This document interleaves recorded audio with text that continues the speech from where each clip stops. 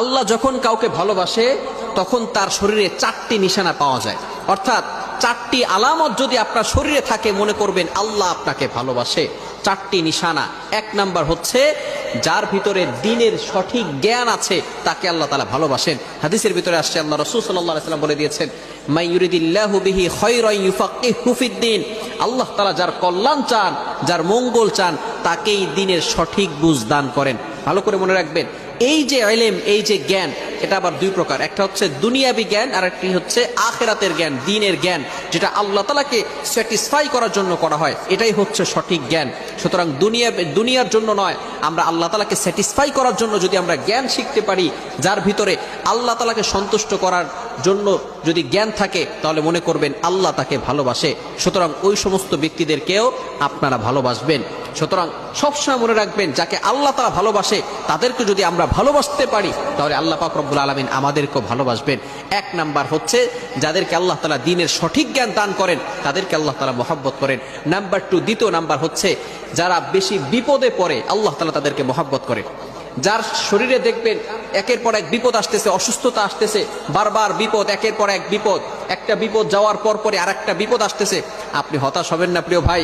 আল্লাহ তাআলা আপনাকে ভালোবাসেন।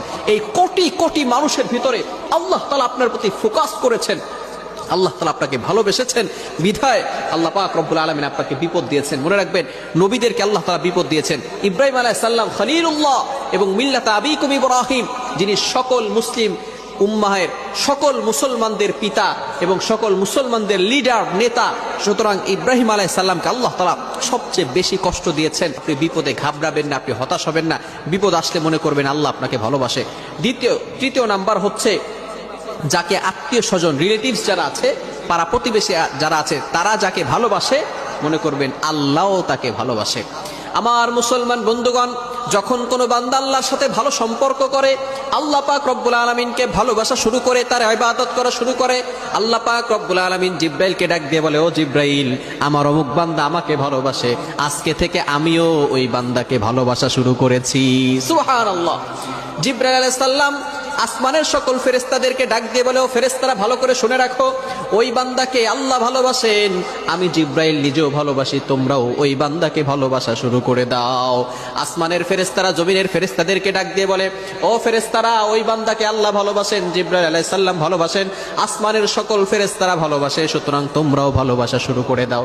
এরপরে দুনিয়ার ফেরেশতারা মানুষের সকল, পৃথিবীর সকল মাখলুকাতের ভিতরে ঘোষণা করে দেয়, ও দুনিয়ার মানুষেরা, ও দুনিয়ার সকল মাখলুকাত, তোমরা ভালো করে শুনে রাখো, অমুক বান্দাকে আল্লাহ ভালোবাসেন, আমাদের সর্দার জিব্রাইল আলাইহিস সালাম ভালোবাসেন, সকল ফেরেশতারা ভালোবাসেন, আসমান জমিনের সকল ফেরেশতারা ভালোবাসেন, সুতরাং তোমরাও তাকে ভালোবাসা শুরু করে দাও। সুবহানাল্লাহ। এবং 4র্থ নাম্বার হচ্ছে যারা ধৈর্যশীল, তাদেরকে আল্লাহ তাআলা ভালোবাসে।